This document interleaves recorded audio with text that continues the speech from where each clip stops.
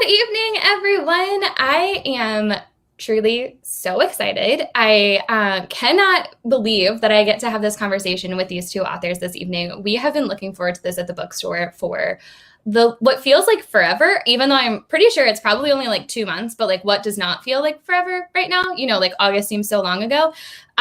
But we have been huge fans of these titles that we're about to talk about tonight. I know that you all watching, our amazing customers, have been also super excited about this. So we're going to have an amazing witchy evening planned.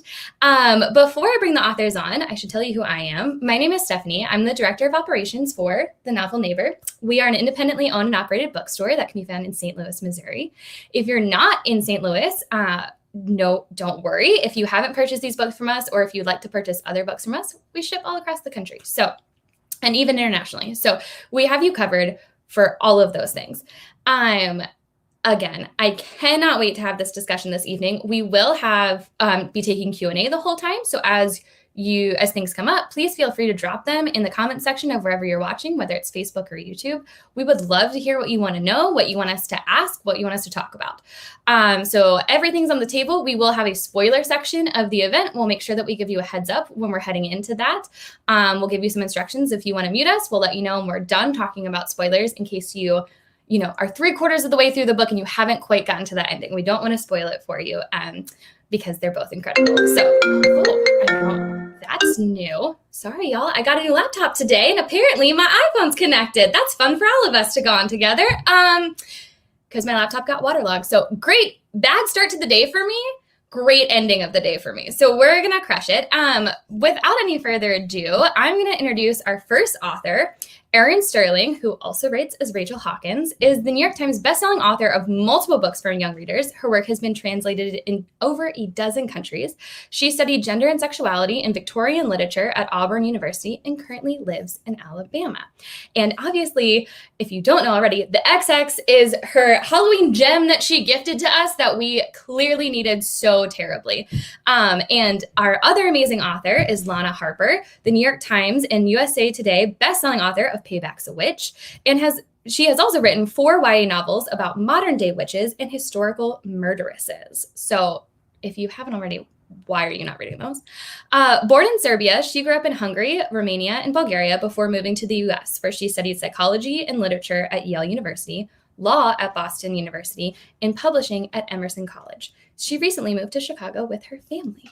So, Erin, Lana, thank you so much for being here. It is so incredible to have you this evening. I'm like, I need to take the sweater off. I'm too excited. I'm like, I keep like leaning back. Like, here's the whole. That is the best sweatshirt. It's ModCloth. God love ModCloth. ModCloth is the real hero of the times. Really I'm sad that the audience doesn't get to see Merlin like you showed us, Erin. But I know, my sweet Merlin, my little black. I have 2 black cats, Merlin and Bosworth, who are 3, and they have both run off now, sadly. But they were very big inspirations for the XX, so at least you guys got to see them briefly. Yes, Lana, how are you doing tonight? Good. I'm perfect. I'm also hoping for a reappearance. Based on last time, I feel like we might be honored by yet another kitty, so it could totally happen. This is wonderful because I'm on like a severe come down from my 4-day long weekend in Salem. So it's just, as much as I can't wait to hear about that. It was so good. And I'm really like, it's hard to get back to normal life because so many good things happened, like very witchy, crazy stuff, like wonderful stuff. So yeah, if we have time to talk about that, I will tell you the stories. Absolutely. We're going to have time to talk about it. Clearly we're talking about that. That is obviously like top billing on the agenda. Well, first of all, this is not the first time that either of you has been in conversation. So we're so honored that you're back together in conversation. Do you all know each other outside of doing events together? No, we've never met. We work with the same agency. And I read Lana's YA, The Blood Countess, a couple of years ago and was obsessed with it. I didn't know that. Yes. Oh my God. I read The Wife Upstairs. Okay. So I actually that way.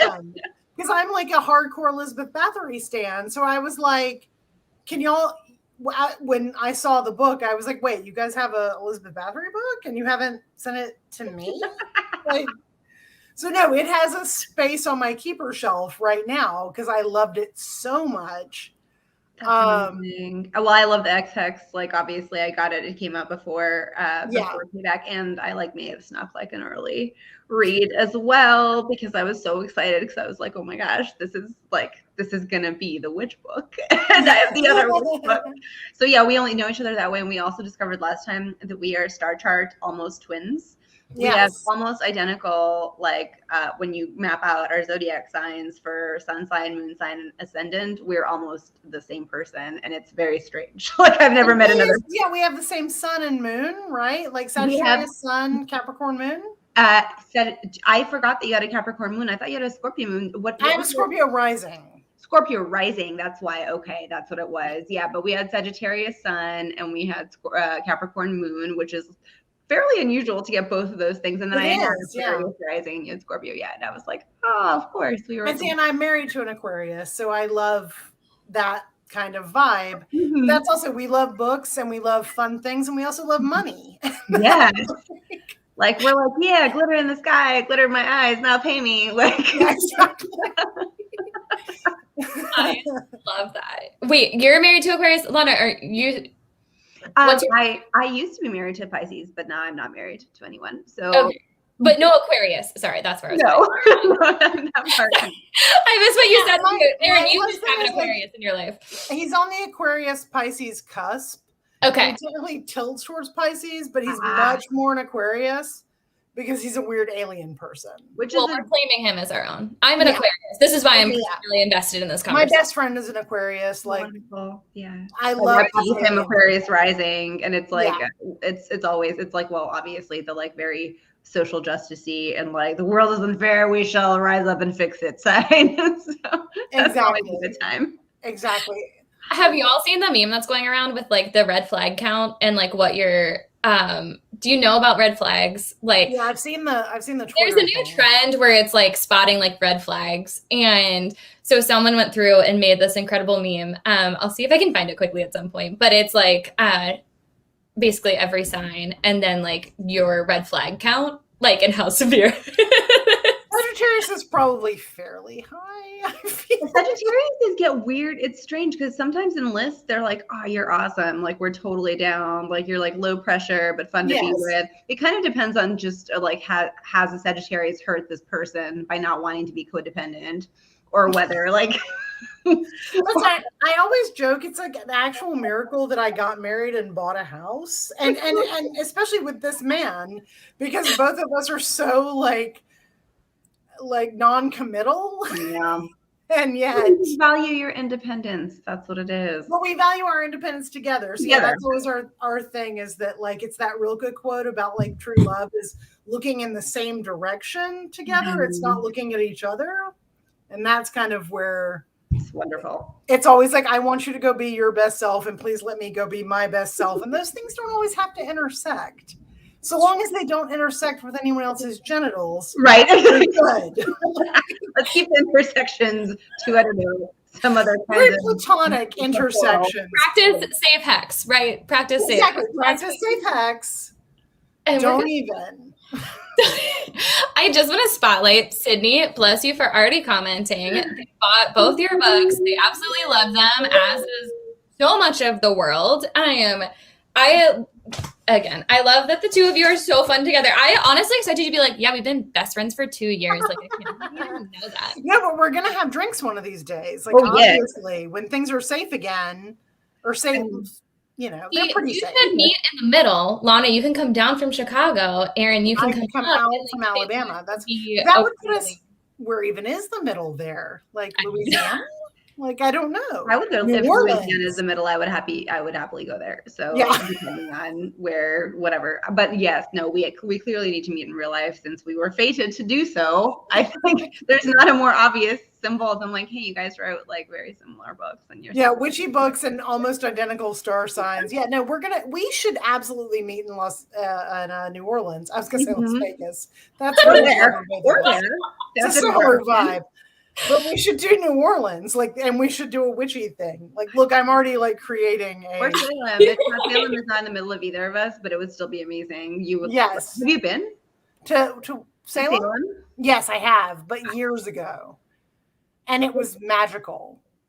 And actually, a witch in Salem told me that I would one day marry someone who was an Aquarius Pisces cusp, and we would be very successful together. That's and amazing. I was like, okay, well, I'm 15, so I'm gonna. And then I met my husband when I was 20. That's amazing. That was his birthday. It's right on the cusp. I'm just saying. Magic is real. I don't think there's more evidence. That's pretty much nailed it for me. Not that I needed any help, but yeah. Yeah, we've been together almost 20 years. So yeah. That's so cool. Yeah. Just saying. Thank you, Salem Witch. Romance, your wonderful marriage. Perfect segue into talking about your romance books. So in case someone, stumbled upon our event and was like, these people look amazing, I want to hear what they have to say. Can you each give your elevator pitch for your book of what it is? Or I promise people we'll talk about books. We're going to talk about witchy things. We're going to talk about books too. Lana, yes, go first. Can you tell us about Payback's a Witch? Yes. Sure. So my quicker pitch is it's a queer witchy rom-com, and I think of it as John Tucker Must Die meets Chilling Adventures of Sabrina. So it's about a prodigal witch who returns to her magical hometown after 9 magicless years spent away in order to arbitrate a spellcasting tournament. But upon her return, she discovers that the fuckboy warlock who broke her heart and drove her out of town has similarly scorned her best friend, and also Talia Avramov, who is the dark, twisty, sexy witch that Emmy crushed on in high school. So, of course, they enter into a vengeance pact, as one does, to bring him down and prevent him from winning the Gauntlet of the Grove, and then sparks fly between Emmy and Talia. Amazing. And yeah, mine is similarly a witch falls in love with a fellow witch on Midsummer's Eve. There's a big festival and they lock eyes and they are into it. But that summer romance goes very badly because they're both 19. And when he leaves town, she curses him jokingly and drunkenly with her cousin / best friend. And when he returns to town 9 years later to charge the magical ley lines that his ancestors laid in that town, it suddenly becomes very clear that the curse that they jokingly laid 9 years ago is actually very real. And the two of them must work together to lift that curse and figure out what's really going on in the town of Gravesend. These are 2 books that I wish I could read again for the first time. The ultimate compliment. I love that. Yes. Oh my gosh. They're both so incredible. Erin, I think you'll get a particular kick out of, I was reading it on a flight home. Nice. And I was definitely reading a very sexy scene. I had hit, the good stuff. And a woman beside me was reading. She seemed so lovely. And she was reading I forget the official title now, but it was something like the 7 Tenets of Christianity. Oh, it was very different than what I was reading. And I was like, if she looks over, I'm going to be in trouble. And I was like, I don't care. I mean, I'm going to keep I'm doing what I'm doing. You could have converted her to the dark and steamy side. You don't know exactly. What happened. The real pumpkin spice, if you will. That would have been amazing. I wish I would have thought to be do you need this? But I would never have given up my copy of the XX. Do you need this? You can buy it on your own. Yeah. I'll go buy you a copy, but you cannot have mine. You can't have this one, yeah. So we were talking a little bit about how incredible it is that you both wrote these witchy books. It's incredible that we got them both this year. It's been a great year in general for witchy books. I feel like publishers understood and authors understood that we were the assignment. Yeah. Yes. This is what we wanted. And this is for both of you, and you can jump in on each other too, of course. Did you always know that this was kind of, Lana, I know you had written some witchy things before. Did you always know you wanted to write a witchy rom-com? And Erin, seemed to you, because you haven't done much romance before. I would argue some of your YA is romantic, like Romantic and witchy, yeah, but yeah. Yeah. So did you always know you were going to write these, or did they just kind of come out? Do you want to go first there? Yeah, sure. In my case, it was really, and I've been pretty open about this. I was at a weird place in my career where I wasn't sure if I wanted to keep writing YA. I had done it for 10 years, and, you know, I just kind of felt like I was running out of stories. And so I really wanted to write a rom-com because I love romance deeply. And I had written funny YA romance throughout, even with my sort of paranormal stuff. There was always a romance through line, and it was kind of funny. And I started multiple romances, and they were all okay. But the thing is that right now, especially I think in like contemporary rom-coms, people are so good. You know, like you've got like Jasmine Gilroy and Emily Henry and Christina Lauren, and these people are killing it. I mean, they're doing really interesting things. And I wasn't necessarily sure if like what I was doing was adding anything to the party. You know what I mean? Like I was kind of like, these ladies are doing a great job, and I don't think I'm really adding anything. And then I saw an Instagram post go by where a publisher mentioned, and it is not the publisher that published my book, so I won't mention it. I won't name it directly. But they were like, I would love to see a paranormal rom-com. And it was like my brain just lit up because I'm like, oh, I have all these rom-com ideas and they're just okay.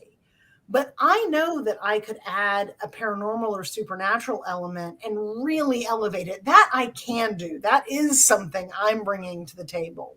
Because I had written, my first book was Hex Hall, which is kind of hilarious. I feel like I've come like this weird, like full circle with like, and it's been a fascinating thing to see because I was like, oh, that's right. Like with YA, I wrote that book and it came out in 2010. And then the XX came out in 2021.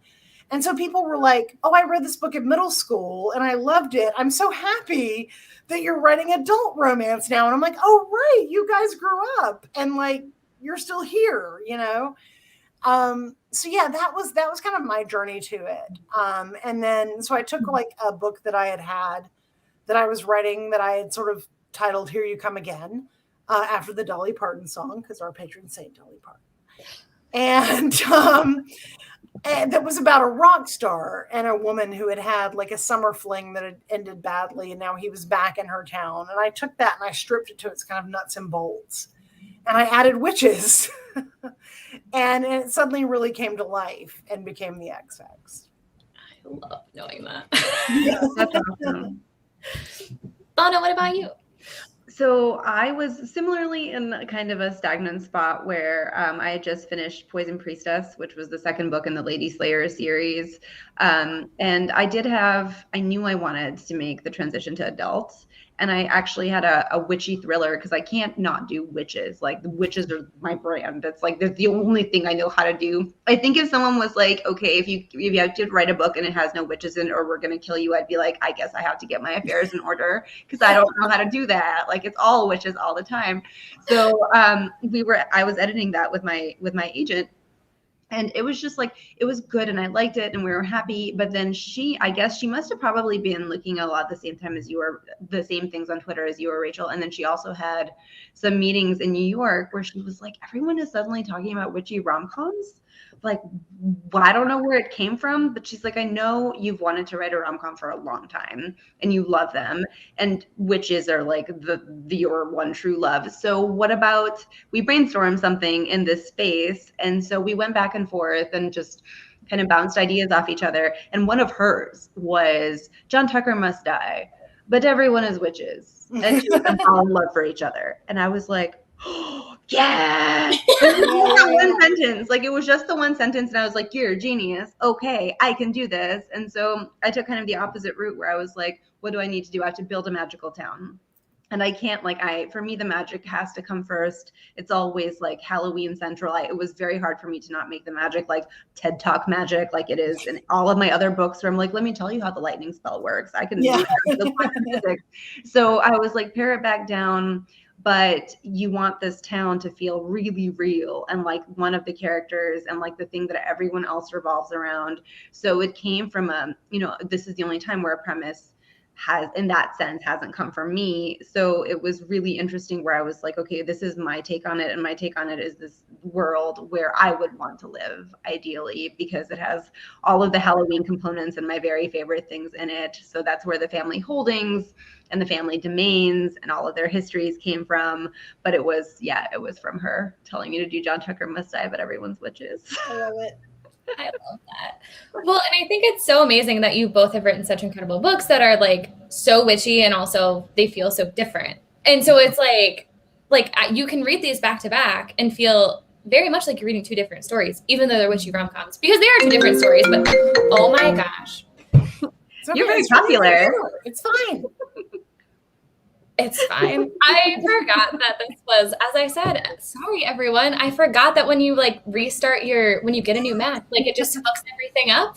So I just really need people to stop trying to call me.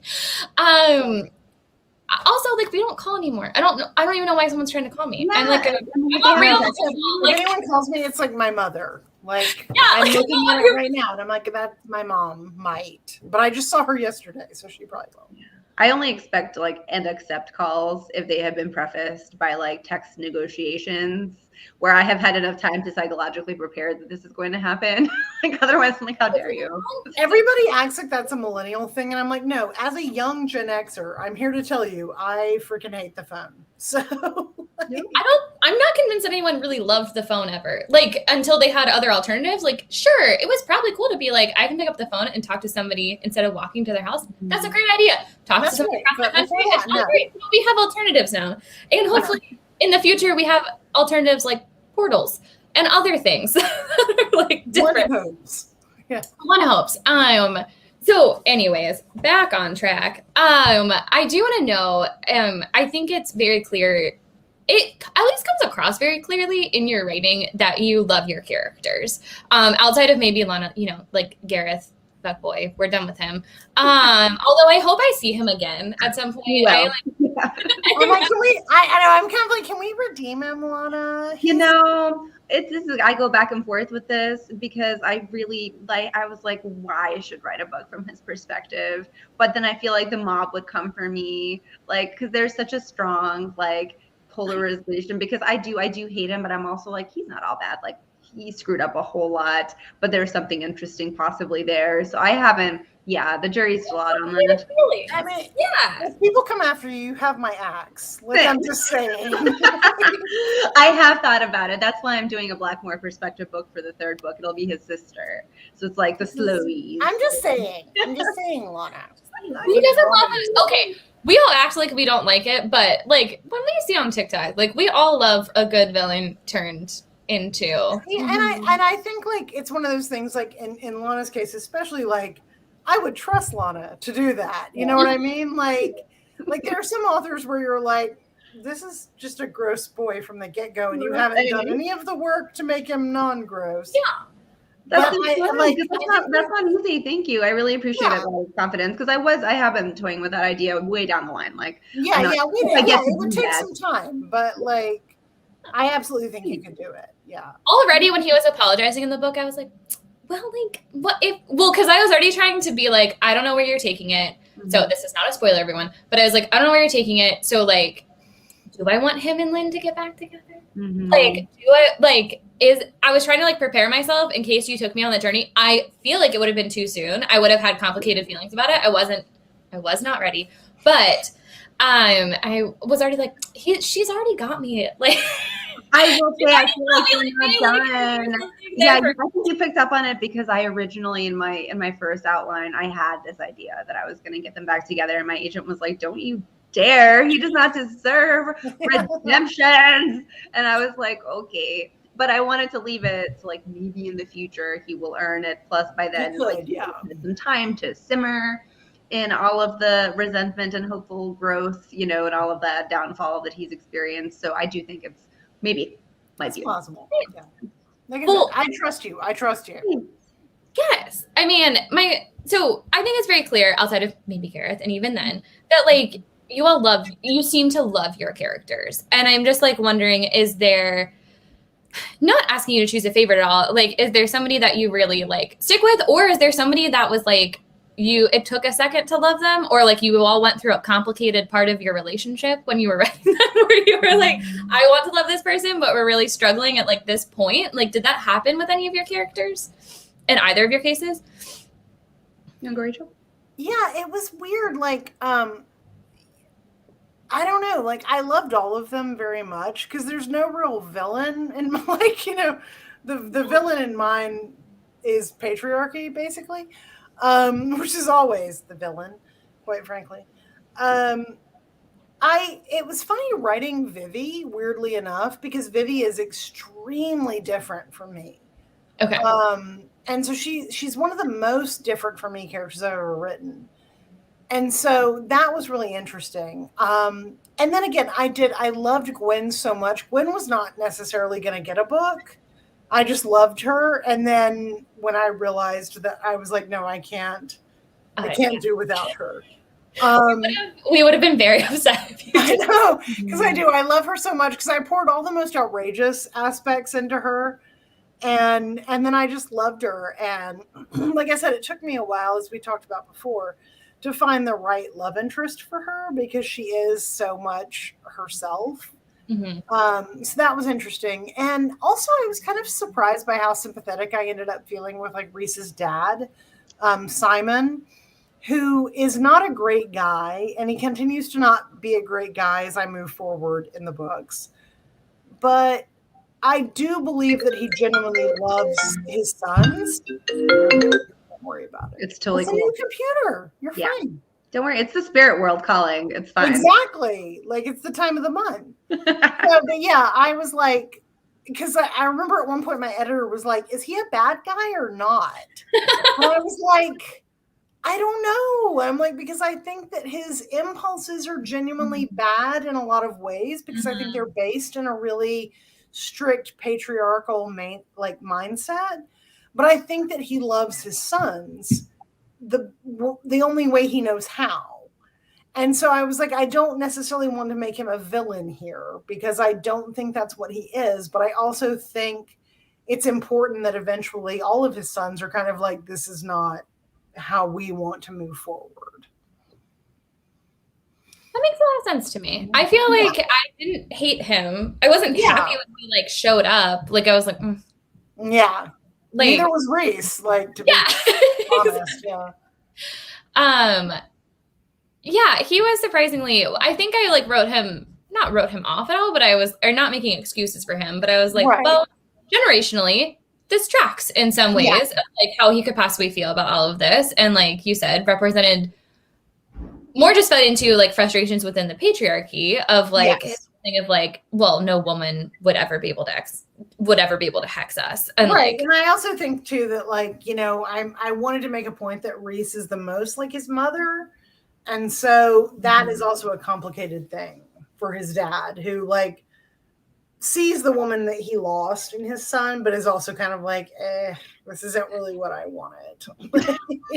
It also made Reese redeemable to me in some ways, of like got me on board very quickly with like, because I think it's pretty obvious from the get-go that like these two are going to get back together. So like I need, as a reader, I need justification, or maybe not get back together, but like at least it's clear they're going to have a sexual encounter. They're still yelling at each other. Yes.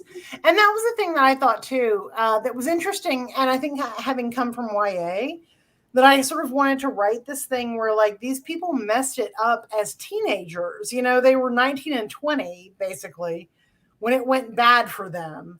And when they meet again at 29 and 30 or thereabouts, that's a very different life experience. And so what broke them up seems kind of silly in a lot of ways, but it's meant to, because they're young and they're in the throes of this very intense, very short-lived romance, you know, like they just went all in within 24 hours of meeting each other. Because I've joked before that I was actually really inspired to write this book by that weird summer where it seemed like every celebrity was getting engaged. So it was like Pete Davidson and Ariana Grande were suddenly a thing. And then like Justin Bieber got married, and it was like, what are y'all doing? No, why are you doing it? Why is this happening? Yeah. And I was fascinated by that thing of like, I loved the idea of, oh, we've just met and like, no, you're the one for me. And it's like, okay, but you're probably not. So like what happens when that, unravels? Well, So that was kind of the basis. I feel like you kind of came back to that a little bit when they're in the house, trying to find the altar that now I'm blanking on her, that she, they're trying to find the altar of the ghost that they're trying to capture back in and all this other stuff, right?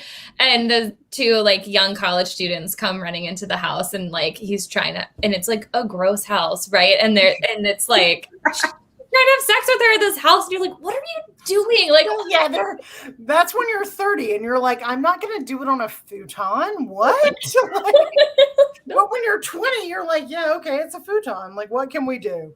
Not what they're for. Yeah, what they're for, right? Well, and Lana, like, you get us so invested so quickly in like, you're right there on being upset for her about how Gareth has treated her. Like, you immediately hate him. You're immediately like, Talia, let's tell What's that? Like, yeah, I want to hear. Talia was easily like, Talia just came about by being my dream girl. Like, that's how Talia happened. And she, like, I had a sort of mental mashup of Ruby Rose, whom I recently discovered is like apparently a problematic person, but I don't really know the details. And I was like, oh no, all right, well, I guess I'll have to revisit that later. But then it was also Kate Siegel's character, Theodora Crane, in The Haunting of Hill House. And I was like, so hot, would marry. And so I was trying to think of someone like that. And that's who Talia was. But then the part about those, the brooding, sexy, like elusive characters is like, they're not good relationship bets so much of the time. That's kind of the trope. Like, you're trying to convince them that they're supposed to be with you. But I guess this is kind of spoilery. So well, Talia is kind of soft inside, and she has her own vulnerabilities. So I think that's the part where I was like, what if you had your bad boy, bad girl, but in fact, the dynamic was not what you thought it was going to be. So she was, so easy and wonderful for me to write. And then her younger sister, Issa, who's going to be in the sequel, I was like, how do I make Talia, but like on steroids, just a wild, just chaotic neutral, totally out of her mind, but super awesome in a completely different way. So I do love Issa. Issa may be my favorite character so far because she was so much fun to write. And then Emmy was interestingly a little tricky because I really identify with a lot of her more Capricorn tendencies, like the intense ambition and being very driven and wanting to be someone. But then I was like, girl, you were in a magical town. Like, you were born into magic, and you got so mad and so disillusioned that you were willing to give all of that up. How do I make that realistic? Because I don't know that I would have done that. Like, I would probably have tried to figure out a way to stay. But at the same time, I understand, her arc was very different, and she genuinely felt so hurt. And so like, this is not the place for me. I can do better for myself elsewhere. So I think that balance and selling it, like, why would someone who had this incredible town ever want to leave? That part was challenging, but I enjoyed doing it because it made me think about who are we, in the context of our family, in the context of the towns and places that made us, and why some things that don't make sense to outsiders will sometimes make sense to people who are inside that town and who really, really know us intimately. So like her and Lyndon and their relationship, and the fact that she kind of had to cut contact with some of the people that she really loved in order to try to become this new person was not necessarily the kindest thing that she had ever done. So it was just a more layered and tricky thing than I ever got to do in YA. And in that sense, it was really enjoyable. I love that. Well, and I'm very excited that, like, the whole thing, I was like, if I'm reading this and they don't get their own book, like, if Ronan is, like, I need to understand what happened here. I need to know. I was like, I think what's happening here. What happened, yeah. Well, because she's such a great character. I mean, like, I love how you just described her. She's not there a ton. I mean, she's certainly around. She's not a focal point of paybacks, that much, but she makes her mark on you that I was like, I'm gonna need. And the same way that Gwen does. Like, they both make their marks so quickly on you that you're like, I need to know more about them. I understand the story isn't about them, but like, I want them to have their own. I want to know more. So I'm really excited to kind of read both of these. I think, do either of you know how many, or can you even say like how many is happening within the worlds? Like, are we talking trilogy? I mean, I have one more under contract, so Gwen's book is under contract. I would like to do one more. Reese has a brother that I tried to put in Gwen's book who didn't work. And so I would like to see him get his own happy ending. I also have a Christmas, or it's not Christmas, technically, it's Yule book that I would like to do in this universe. And then I want to do more sort of spooky, like rom-coms, basically. The next thing I want to do, I've joked, I've called it the CW books. I want to do like, what if you grew up on like Dawson's Creek or that kind of thing, but there was a ghost or whatever, like the new Nancy Drew, but now you're 30, like what if you're Dawson's Creek, but you're 30 and there's a ghost? That's kind of the new one. If anyone wants to hand me a lot of money to write that, please do.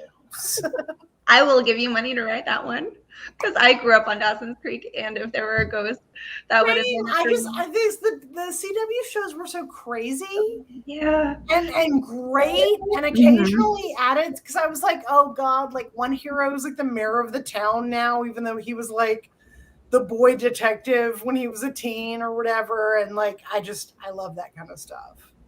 So yeah, that's very much my 90s young adulthood coming out. There is a high demand for that, and I hope everyone watching shows that high demand by purchasing literally every single thing. Like, that's the way we make this happen, right? Like, purchase every single thing and be like, anything she writes, I will read. Please, and then I will give you CW shows, but there's ghosts and also doing it. Like, come on. Which we all, vote with your dollars for CW. Phones.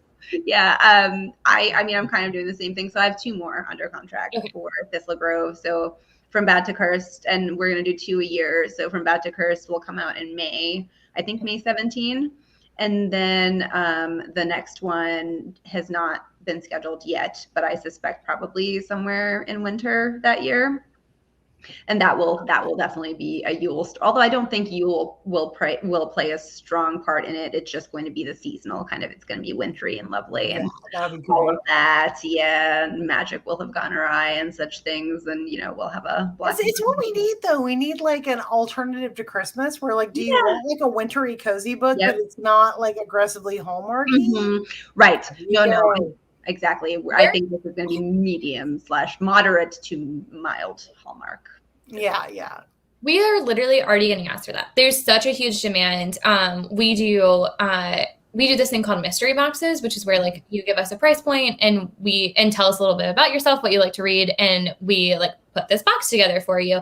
And we've received so many this week that are like, I want my winter reads. I want my winter rom-com, but like I don't want exclusive Christmas. And you're like, let me figure that out. Like, because there's a huge demand. Like, of course we want that. And so it's just like, I feel like it is something that has not been tapped as well as it needs to be tapped. And I would love some Yule book. I really think so. Again, I grew up with, my mom was Southern Baptist. My dad was Jewish. I became slightly pagan. So I'm sort of like, can we just have like an inclusive holiday kind of? Yeah.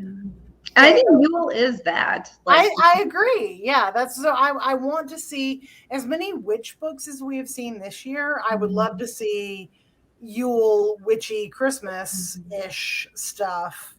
And then diversity within that, because it's like diversity of the holiday that you're celebrating, diversity of your characters that are around. Like, it is very clearly something. It's something that we want. In case anyone's tuning in that has any clout at a publishing company. Anna and I have a thing. We have an idea, everyone. I think this is the perfect time to switch on some spoilers. And I just want to remind everyone that you can definitely ask some questions in the comments. Patricia, I've seen your question, and I think that's the perfect question to we'll tie that into asking Lana about Salem. So not ignoring that question. So everyone feel free to ask your questions. We are going to talk spoilers now. So if you want to mute us, we will give you a big thumbs up and lots of waving when we are ready for you to come back on. Great. The first question I want to know is like, and this is, take whatever you want to speak to in this is great. Did you always know your books were going to end in the way that they ended? Did you play with other endings? Was it like a surprise to you? I mean, like, for Lana, to start off, like specifically, like, did you always know that she was going to win? Actually, no. So okay. I thought they were both going to. I thought they were going to share it. And right up until the end, I thought there was going to be a moment where the wreath, like, ceremonially split in two and they got to do it together. And then I was like, no, that's not it. Like, that's not what needs to happen. And I'm not sure why that seems so I think partly because I don't think Talia really wanted to, she didn't want it the way that Emmy did. And then Emmy's family had that whole history of, being the voice of Thistle Grove and not being able to share that with anyone. So they never got to be the real leaders, the real kind of family at the helm. And so it felt like a nice full circle and like the most kind of wonderful sacrifice / gift you could give someone if you were doing it in a genuine way, the way that Talia was like, I'm not expecting anything in return, but I think you should have this. And Emmy was like, yes, I will take it. It's all I've ever wanted. And then, I did know that Emmy would want to stay, but in this kind of provisional, I'm not giving up my entire life for this. Like, I'm going to bounce back and forth as need be. So that element didn't change. But the fact that she ended up being the victor by herself, it just kind of happened. And I was like, no, this feels right. I'm going to stick with it. It was an extremely satisfying ending. I don't know how you feel, Erin. I'm assuming you feel the same, but like it was. I do, yeah. No, I love that ending. And yeah, for me, the ending pretty much always was the same. Like I said, I knew that I was telling a story also in addition to sort of like second chance romance and exes reunited about like the way that the patriarchy and men can sometimes erase women's contributions to something. And so the only way to write it to me was that the women who were the descendants of this forgotten woman take it back and say like, no, it wasn't you, it was us as well. And we deserve our shot at this. So yeah, that was always kind of my ending for that, just because like that was the story I was telling. But it was interesting how that sort of led to like other stories. I wasn't aware that I was going to continue to unpack that like in the next book, and how like the men who sort of have been shut out might feel about that or what they might do. And so that was kind of interesting to me. Yeah. But no, it was always the ending that I think I was good with, pretty much from the beginning. Okay. And that makes sense to me. I was just like, any twist in, like, I will say I wouldn't say this is a huge spoiler, but this is something that's specifically talked about that I forgot to mention earlier, where you were like, Lana, I trust you. When I first read it and like as she's cursing her ex, one of the things is like that he can't ever find the clitoris. And I was like, why would you do that to another woman? And then again, that's why I had Gwen be like, actually, on retrospect, that was bad. That was against the sisterhood and not against him, and I regret that. Not cool. Because I was like, oh, that tracks for me. That seems like something that I would think was a good idea too, and now know better. Like my 19-year-old self. So I did want to be sure that like Gwen or somebody acknowledged, like, ooh, actually that was against the women he dates, not against him, and we're sorry. And as soon as you done that, we were drunken teenagers. Super bad. Yeah, but like vodka bad. And it doesn't end up mattering because they quickly figure out that part didn't take. Yeah. Oh, which was like, oh, good for her. No, it's like, it was just so funny when I read that part and I was like, see, I knew I could trust her. It's like, and it's also funny because I was like, people have mentioned that part a lot. So it's great because it's a great way of informing like my mother-in-law and my mother. Like I say the word clitoris in this book. So like other reviewers are mentioning it. Now you know if you don't want to read it. Oh my goodness. I'm trying to think if we need to cover, those were my like major spoilers. And now I'm like, oh, I know there's so many other things that happen of like, if there's any other spoilers that we need, I'm trying to see if anyone wrote any spoilers that we need. I will just say also, well, maybe this is a good time. I don't know if it counts as a spoiler, but like in terms of romance and writing these steamy scenes, like were they difficult at all? Like we know that we go into it expecting some steam, right? As people who haven't done intense romance writing before, like did those get tricky at all? Or were they just like, great, I'm super excited to be finally writing romance? I think I was really excited because I had been writing steamy scenes that kept getting cut in my way both for years and years. My editor was like, Lana, no, hot, but no. So it was like, great. I finally got to do it. I did feel that I held back a little on Payback in ways that I didn't then in Cursed because I just wasn't sure if I was allowed. Like I just wasn't, it just kept being like, oh my gosh, we're talking about clits now. And can I talk about boy parts? Like, what can I say? So it was just like this constant feeling things out. And I think but by the time I started writing Curse, I was like, you know what, I'm just gonna go for it. Like I can do whatever I want here. I do really like writing steamy scenes. So once I got over that initial just like self-consciousness about it, where I was like, no one's gonna like whack my wrists for doing this. Like, fine, you're allowed. It's okay. There's not like a secret nun with a ruler. It's gonna be okay. So then once I got there, it was really fun. Yeah, it's funny. I had a similar experience in that, like, I had scenes cut from my YA where they were like, "This is too much," and then when I was coming to write adult, it was funny because I mean, I definitely read very widely in romance. Okay. So I've read kind of everything from The Closed Door to like the most graphic erotica. And it was sort of like finding that, like, what felt right for the book. So I was very happy with like the level of steam that I ended up at.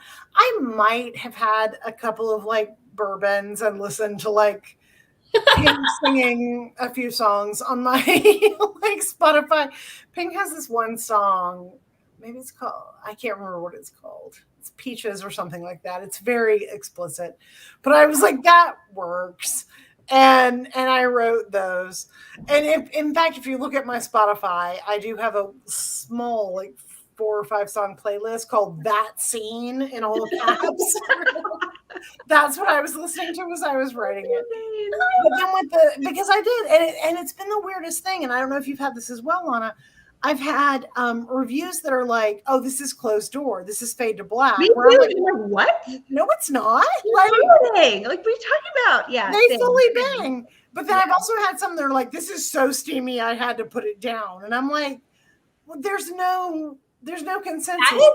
That is fascinating to me. I would not say either of yours is Fade to Black. No, I was like, they fully. I'm glad that you bring that up because I was feeling kind of a little sad about this because I was like, I thought I made it really clear that they were like, on the page having sex. I would have thought so as well. Like, and I would think that with yours and with mine. Like, with yours, I really didn't have any doubt. Like, and I didn't have any doubt with mine either. So yeah, too. And so it was very interesting to see people both call it too tame and too spicy. And I was like, okay, well, everybody has a very different idea.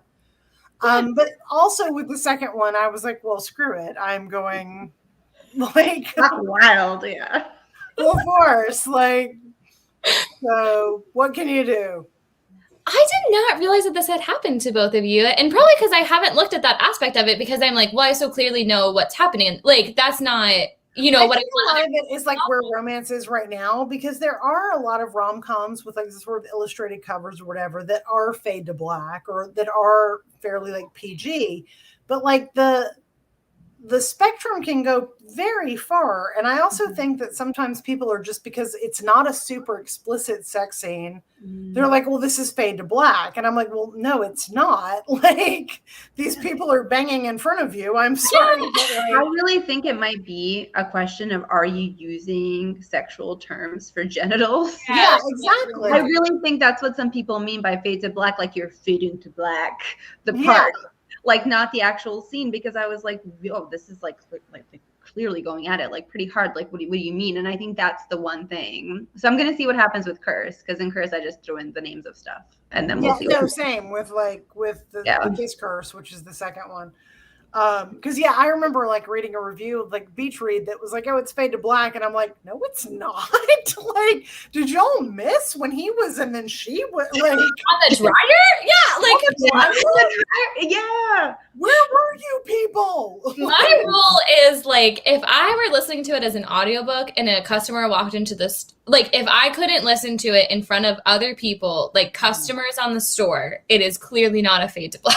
Exactly. I was like, this is hot. I'm sorry that it's not using the words you think are hot, but like, maybe it's just the fact that we're like living in like a song or like a world where WAP is a song, and they're like, well, this isn't that. Yeah. So it's fade to black. Say macaroni in the pot. Those are your only two. Yeah.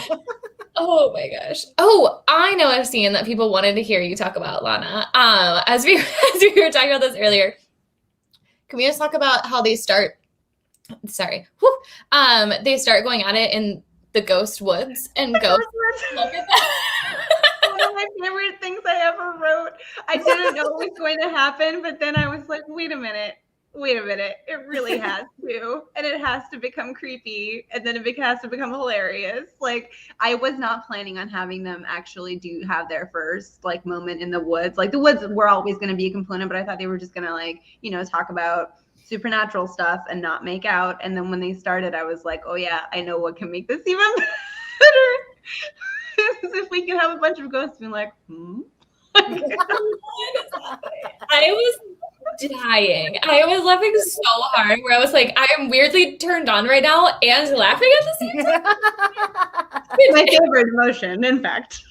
Yeah. Well, and Erin, the scene for me in XX that happened to was like when he is showing her the house, and it's like just so gothic to like such an extreme, right? So stupid. Yeah, exactly. And they go into the bedroom, and it's like worse than anything else she's seen in the rest of the house. I mean, like, do you want to talk about that at all? I feel like that's an amazing scene.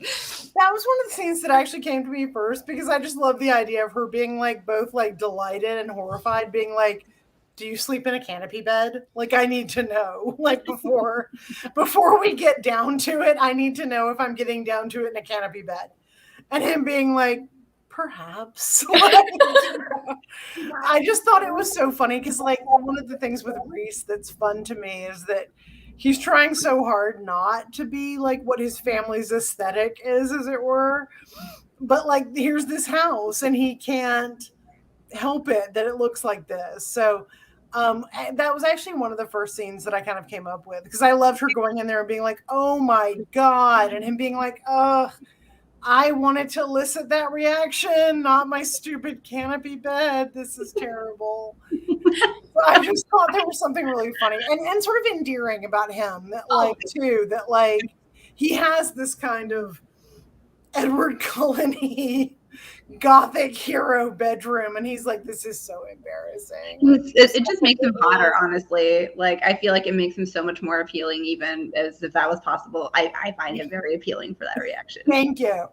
Because yes, he is definitely supposed to be my sweet beta male, he's just like, I love you so much, and I'm so sorry, this is so embarrassing, but like, please let me sleep with you in here. Yes, please. I will make up for it. I will make up. I promise. I will go hard.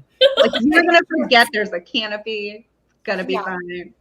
Oh, and also the thing that I'm actually the most proud of in that scene is that when Vivi strips down, she's like, yeah, my bra and panties don't match. Like, if I'd known that we were going to do this tonight, I maybe would have gone better, but this is my most comfortable underwear set. So. And conversely, our friend in Payback is like, yeah, I'm wearing my black and silver sexy bra. Right. Like, I'm ready. He was like, I wasn't sure what was going to happen, but if something happened, I was going to be wearing my demi cup for you. Exactly. So that's the thing. It's like, but in my parents' guest house. That's what we talk about like how sex scenes or character work, because that's it. It's like, I didn't know if it would happen, but I was prepared. And mine was like, I didn't think this was going to happen. So whatever. I'm in my like banana. I had no plans on sleeping with you, which tracks, which like the whole right with her. Yeah. No plans on sleeping with him. And we're all like, that's cute that you think you're not going to sleep with him. Like, we're here. We're ready for you to do it. But it's cute if you think you're not. Yeah. I will give our friends a thumbs up now because I want to make sure before we run out of time, we have to get to our this or that questions, but I believe Erin and I are both deeply invested, Lana, in your Salem story. I'll do the highlights really fast because I didn't get to do a lot of the stuff because this is the busiest I've ever seen Salem be. The tourist crunch is like out of control. Every restaurant has 2-hour wait times. There are more people than I've ever seen there ever in my whole life, and I've been going there for a long time. But I did get to go to the Haunted Speakeasy, which was held in the town hall. And they had some interactive entertainment there. And one of them was this gentleman who was wearing this elaborate skeleton suit and writing in what you presumed was the Book of the Dead for the long time. Like he was just writing and writing and writing. And we were all standing in line for various things like drinks or like a photo op with a Miss Havisham set. So I just went over like, can I please see what you're writing? Because I assumed it would be gibberish. But it was not. He was writing a story that spanned, it was like at least 30 pages. And it was about how he had died and been called back by magical means, but now he had lost the power of speech, but at least he could still write. And he was fascinated by all these modern people with these contraptions that they were staring at. And it was a full-fledged story because I went through I was like, you can't possibly be just like, I don't know, stream of consciousness writing it, but he was. And he was doing that for hours while everyone else was just hanging out and dancing and doing stuff. And it was so creepy but wonderful that I was like, I'm never going to forget that this man existed. So that was amazing. I hope that someone comments and is like, Lana, he wasn't there. Me and the skeleton man who wasn't really there was actually death. He had beautiful handwriting as well. And then the other really cool thing, if anyone makes it to Salem next year or next weekend, they have the night market at the Pioneer Village. So it's outdoors and it's all these vendors of like eldritch things and candles and like little taxidermied stuff, and it's beautiful. It's in the Pioneer Village where I think a lot of Hocus Pocus was filmed, so it's very scenic at night.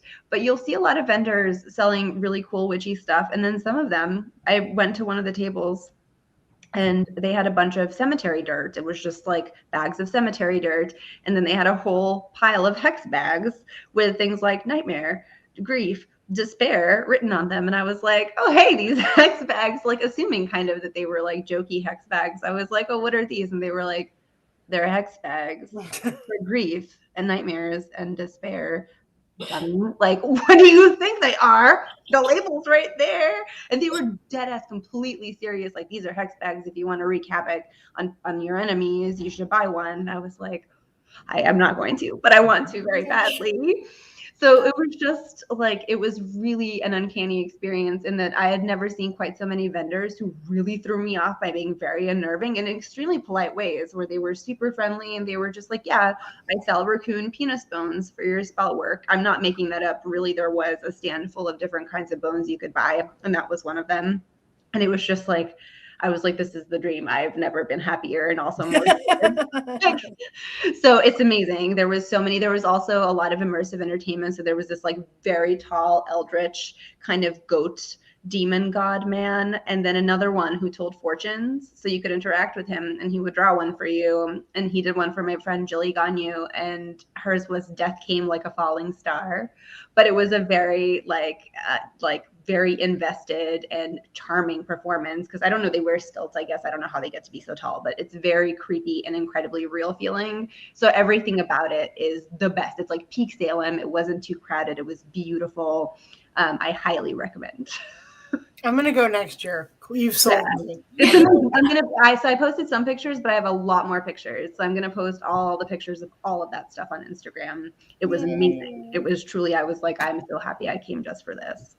I love that. Well, and I would imagine that, I mean, you touched on this at the beginning of like your world building for Payback is so great. And like you clearly have a lot of investment in like spells, And so I'm like just picturing you making your potions, like grabbing your stuff for potion making. I did buy a lot of things. I didn't buy the hex bags or any of the penis bones, but I did buy a lot of things. Something will happen. I don't know what, but definitely something. Erin, have you been to Salem? I have, yeah, but I was very young. I was in 9th grade. My school went to Boston, which is kind of crazy because I grew up in Alabama, but we flew to Boston and did a whole big Boston trip. And we went to Salem as part of it, and that's again where the witch told me that I would marry the man that I ended up marrying, which is bizarre. So yeah, it's a very cool place. And we were actually, my friend and I were going to try to go back this year, but like just couldn't make it work out scheduling wise. But I love it. It was one of those places. I went like in spring and was still like, oh, this is something. It must have been beautiful. Even in spring, it's so lovely. Yeah, it's really something. Yeah. And I've always been fascinated with like the whole history of Salem. Like if there's a book about the Salem witchcraft trials or like a podcast or whatever, I will listen, even though like I have my own theories, and like anytime any man is like, oh, well, it was poisoned rye or whatever, I'm like, shut up. Yeah, okay. Yeah, you don't even know.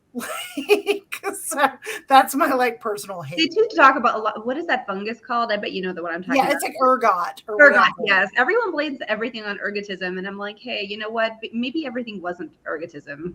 Have you considered that? I don't know. That like maybe it was like a really weird society that had done a lot of really weird things to people's heads, and then you gave a lot of power to teenage girls who had previously been very unempowered. And like, have you thought about it? Just maybe that's more compelling than like historical LSD or whatever. Yeah, poison rye. Yeah. Right. Yeah. It was more compelling.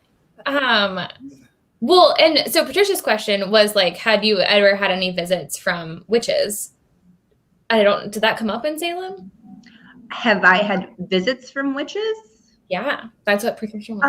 I know a lot of witches, a lot of witch identifying people. I am one. I was going to say, like, I am a witch. Yeah, I used to be part of a coven. I'm not anymore, and I haven't been for a long time. So I guess like now I would say I practice what you would call witchcraft light, like LSD. So like lots of like very mild ritual work and lighting candles and tarot and stuff like that. But yeah, no, I definitely have met a lot of people where I'm like, you are clearly a mystical human being. Like, of course you're a witch.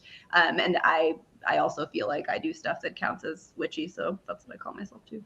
Yeah, same. I do a lot of moon work. Like I'm a big like new moon, full moon person. Same. Are you a Lilith person? Yeah, I do. Yeah. Me too.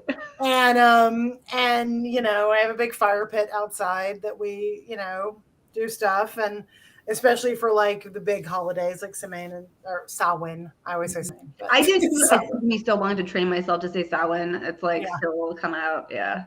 And stuff I like that. purposely didn't use that word today because I was like, I'm not gonna say it right. Yeah, it is Samhain, but I always say Samhain in my head. But it is Samhain.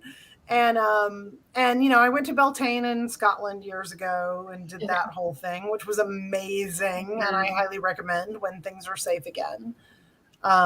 Going to check out, because that was kind of, I think, like the beginning for me of being like, okay, this is maybe a thing that I jive with, like spiritually, as it were. So yeah, a lot of candle magic, a lot of crystals, even though, again, my husband's a geologist, so he's very supportive of my crystal habit. In fact, he's your crystal enabler. Yes. Okay, he'll bring something sometimes and be like, this seems witchy. I don't know. Do you want it? And so yeah, definitely. We have personally I'm looking at our crystal right now. It's for our downstairs space to keep us. They're good, and we have I have what do they call it? It's the resurrection rose or whatever, the plant that you can put in water on the new moon. It's a Rose of Jericho. That's it. That's awesome. And that's really cool because it's like a dead plant, and you put it in water on the new moon, or you can put it in water any time. But I do the new moon. And it turns green again. Very cool. And then it dries up again. So it's really neat. So yeah. I would love to try that. That's definitely awesome. They're really cool. Yeah. Well, this is actually the perfect segue into our this or that questions. And I should have known that. I'm sorry. We're going over. I'm sorry, everyone who's watching. Obviously, we were going to have such an amazing conversation. We're having too much fun. We're having too much fun. This brings me to my first question, which I think will be very interesting to hear your responses to. It has sparked a big debate among friends over the past 2 weeks at the bookstore, both and in my own friend groups. And that's where this question is coming from. Ghosts, real or no? Yes. Real. I suspected that. I was like, I'm just not one of you says no, and I am going to have to know more about that question. I'm sure we both have very elaborate ideas of what they are, but just real is the Real. Yeah, there's absolutely ghosts. Yes. Yes, I mean, and we feel that we have a ghost at the bookstore. Hilariously, the other night I was talking back scene with Alexis Henderson and Rachel Harrison, and we were, because they asked them the same question and they both said yes, and backstage we were talking about our ghost stories, and I thought I was the only person at the store because the store had closed, and usually everyone leaves me and they just leave lights on for me. And we do have a ghost. She's very wonderful. I've had no experiences with her because I think she knows I can't hang. Like, I would be terrified. But she is a younger spirit in our understanding, and we have to keep a plaything back in the one corner for her, otherwise she'll start to she will mess with our stuff. Like, stuff will get rearranged or come off because she's like, pay attention to me. I'm in a room right now, and our boss had not actually left, and she flung the door open to say goodbye to me. But I was talking about Ghost Girl, and we were talking about ghost stories, and I literally thought I was going to die. I'm also a big scaredy cat too. I as much as I completely believe in everything, I'm also very afraid. I was once in a hotel in New Orleans where hilariously my mom had texted me, and she was like, oh, because I had texted her what hotel I was in. She was like, oh, there's a ghost in your hotel. And I'm like, thanks. And she's like, it's only on the 12th floor. And I'm like, well, I'm on the 12th freaking floor. And then, so she sent me the whole thing, and it was a little boy that had died there in the 1800s. His name was Maurice. And that night I woke up, and I knew if I opened my eyes, he was at the foot of the bed. Mm. And I literally was like, Maurice, people in this hotel have paid to see you because people pay to stay on the 12th floor. So I was like, so go see them and they will be so happy. But I don't want to see you. So you just go on. And then I was sure that he left. Then I opened my eyes and there was nothing there. But I was sure he was right there. Until I was like, go see the paying customers more. Go see the customers who can hang. It'll be great. They probably have those night vision cameras and shit. Go. As much as I super love magic and think it's real, when magical things happen to me, I'm like, oh my God, I'm gonna die. I'm so scared. One time I was at a hotel and a raven landed on my balcony and screamed at me for an entire hour, and I just hid in my bed. And I was like, maybe if I had gone to go see, I would have gone to I don't know, the witch equivalent of Narnia. Something could have happened. But no, I was like, oh, this is you're like, I want no part of this. This is not for me. Yeah. It's amazing. Yeah. No, I wholeheartedly, people were like, we live in an old house. We live in a 120-year-old house. They're like, do you believe it's haunted? I was like, absolutely. But I think they leave me alone because they want me to stay living there. I appreciate them, believe in them. And I think they're like, she would never. I have 5 cats in my house. So I'm like, no ghosts are going to mess with us because that's too many cats. I think that I just discovered in Salem, again, a nice gentleman sold me something called Florida water, which I had just heard. Yeah. Right. So that's a nice thing to sprinkle if you want to it can be, it's like a banishing and conjuring tool. So if you want to attract only helpful, good spirits who mean you well, you can do it on thresholds, and you can mix it with your mop water and just clean your apartment with it. I'm going to get stuff. Yeah, that's perfect. Okay, great. These will all be easier. These have been probably less conversation, but we had to hear about people's opinions on ghosts. Pumpkin spice latte, mulled wine. Oh God. Easy, mulled wine. I'm going to go with mulled wine as well. I love pumpkin spice latte, but I don't like it at all. I would rather die. Okay, fair. I like them both, but mulled wine has the edge. Yes. I love mulled wine.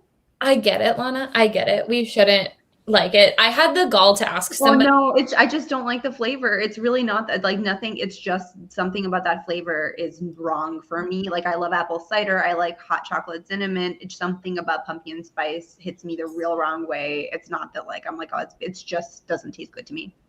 That makes sense. It does. I mean, no one's trying to say it's the cream of the crop of flavors, but mulled wine has really, so pumpkin spice was winning this for all the different people we've asked this to, and mulled wine has had a real come up the past week. So you really helped bump mulled wine. So Good. Pumpkin carving or bobbing for apples? Pumpkin carving, because bobbing for apples is now a plague spreader. It's true. And yeah, you mess up your whole. And it's gross. Like everybody's mouth spits in there. Yeah, pumpkin carving. Agree. Yeah, even before we got COVID, like that was nasty. You didn't want to just like stick your face in water and try to find an apple? That other people have put their tongues on. Yeah, so good. I've done it before. It's not fun. You just feel like you're being waterboarded. It's not. Yeah. It's so hard to get out. The fear of drowning. You're like, oh gosh, my face is way too close. Someone could just. Yeah, no. Pumpkin carving forever. Yeah. Lana, you added a new element to that to me that I had not thought about. I hate being dunked since I was a child. It scares me so much, and it's like the perfect opportunity for that. So. No, that's fair. Frankenstein or Dracula? Dracula. This has been a real divider. I'm gonna go with Frankenstein because my girl Mary Shelley. But it's not. Dracula's the sexier one. Don't get me wrong. I had a whole conversation about how romantic Dracula could be. The Frankenstein monster is not sexy at all. Neither is Victor Frankenstein. But I'm gonna give it up for my girl Mary because I just based an entire thriller off of her for next year. So. I respect both answers. There's not a right answer. There's no, yeah, both of those are good answers. Yeah. I think Patricia, who was watching last night, was like, Dracula would be very romantic. And we were like, yeah, but would he be romantic and then kill you? Like, which could be a good trait. It could be fine. That show, the really good Dracula show that came out a couple of years ago, where it was like super fun to be into him until he like killed you or like made you his awful burned dead bride. Oh. Do you know what I'm talking about? There was a really good miniseries with that Welsh actor, I think. Yeah. It was like the Stephen Moffat one, I think. I think so. Well, it was really good, and he was super hot. And then you were like, "Wow, I would not want to be your chick." Like that's bad. Yeah. Which is a good thing. End. I know what my plans are for the rest of the week because I don't know what you're talking about. I'm gonna work on that. I'll find it for you. It's good. It's really good. I would love that. Very good. I just can't. I think it was just called Dracula, and I think so too. Yeah. I think it's on Netflix. Yeah. I think so too. I think it was one of their productions, and it was like weirdly amazing. How did I miss? Okay, well, I don't know where it was. Final question: Halloween Town or Hocus Pocus? Oh yeah, we're gonna do that thing at Halloween Town. It turns out that neither Lana or I enjoy Hocus Pocus, even though I referred to my book as Hocus Pocus, but they bang. Before I sold it, I had never seen Hocus Pocus. Same. And the thing is, you cannot watch Hocus Pocus for the first time in your 40s. You sure it doesn't hold up. I'm like, what is this film? I'm glad that people enjoy it. I don't ever want to spit upon a thing that people enjoy. But I was like, and I don't know how I missed it because I was like, it's like 1993. I would have been 13 or so. I should have seen it, but I didn't. And as such, I do not enjoy. Yeah, rude awakening when I tried to watch it, and I was like, I think this is terrible. Yeah, I liked the undead boyfriend guy. He was kind of hot. And Sarah Jessica Parker, hot. Yeah. I was into, and Sarah Jessica Parker was very hot. So I was into that. And surely you liked that Midler singing "I Put a Spell on You." Oh yes, yeah, that was the one good. I liked the talking black cat, obviously, because that ended up in my book, even though I had not seen Hocus Pocus when I wrote my book. But then I was sad because he died, and they were like, "Oh, but no, like the boy is alive," and I was like, "I don't care about him. Like, I care about the cat. I like care about the cat." Like, oh my god, this like Puritan boy. Like, I was just having this conversation with somebody because they grew up in an ultra conservative environment, and so they had not seen Hocus Pocus because of it being witchy and all this other stuff. Right, and like, I love that for all of you, but like you can't watch it this old. And I was like, feels fair. That feels fair. Like I get it. Yeah, you have to. I'm sure if you watch it as a kid, you absolutely love it, and I get because the vibes are impeccable. Mm-hmm. Like it's got a beautiful setting. Every time they go outside, the leaves and the houses, and it's very Halloweeny. But yes, I was just like, I don't get this film, which I think is what happens when you watch it for the first time as an adult. What is also funny is that I have hand-sold your book to people as describing it Halloween Town, but if Marnie's like in her 20s and can have sex. So I'm glad I mean, that's fair. I like Halloween Town. I've seen Halloween Town a couple of times and enjoyed. So I don't know why like Hocus Pocus did not hit with me, but it's very relieving to know that it didn't hit with Lana either. Both of us were like, I think. Yeah, no, there was the whole thing was just a head, and I was so excited to see it too, and I just it was. I mean, I live tweeted it, and I didn't want to like diss on it because I was like, well, people love this, and like I never want to be, I never want to rain on the parade of people who are really enjoying something, and I get why this was enjoyable, but it's not enjoyable for me. Yeah. So we're not dunking on it. It's just not for us. No, we're not dunking on it. It's just not for us, and you should not watch it for the first time when you were a grown-ass woman. Well, and thank you for disclosing all of your feelings. Halloween Town is a great response. Halloween Town is an amazing movie. Who doesn't want Halloween Town is very fun, though. Yeah, and there's like multiple ones, their witchy grandmother. That's Debbie Reynolds was a witch. I'm convinced of that. So all good. I love it. Well, this could go on forever. And in fact, we're going on forever. And I'm so sorry to take up so much of your time. This has been incredible. We are so thankful and appreciative that you hung out with us tonight. If anyone hasn't purchased your books already, please know that you can go purchase it online. You can come shop them at the store. Give us a heads up. We're selling out of these books all the time. We're trying to order enough for all of you. We keep talking about supply chain issues, and you all are amazing and constantly are selling out of the shelf. So we can't thank everyone enough who's watching tonight, who might watch this a little later this evening. Y'all have been amazing. And Erin, Lana, I can't tell you how much this conversation has been so perfect. I can't believe it. It's been a great time. Thank you so much for having us. Thank you for your books. Thank you for everything. Your books are incredible. I can see these being seasonal rereads for me. I cannot wait to check out what's coming out. I mean, I know it's a different publisher than XX, but like everyone, Erin has a book coming out in January. Yes, that's true. If you would like it's also kind of scary, but it's just humans being terrible to each other. I love that. And Lana already told us she has more coming out next year in this trilogy. Cannot wait. I'm like begging our publishers for an early copy all the time. So it's May, so hopefully ARCs are not that far off. Yeah, it should be. Yeah. I'm like, give me an electronic ARC. I don't need the physical thing. I'll read it in a day. Like, it's fine. I'll take it. Well, thank you. I hope you both have an amazing rest of your evening. Thanks everyone for watching, and we will catch you later this week, I'm sure, for something else. Bye, everyone.